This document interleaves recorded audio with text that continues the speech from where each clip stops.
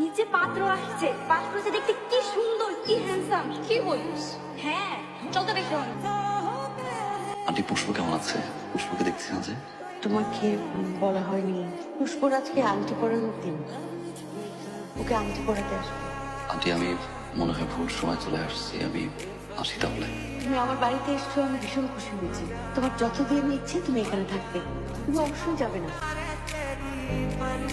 Uncle আপনি কি ring পড়াতে এসেছেন? মা রিং করে নিয়ে যেতে এসেছি।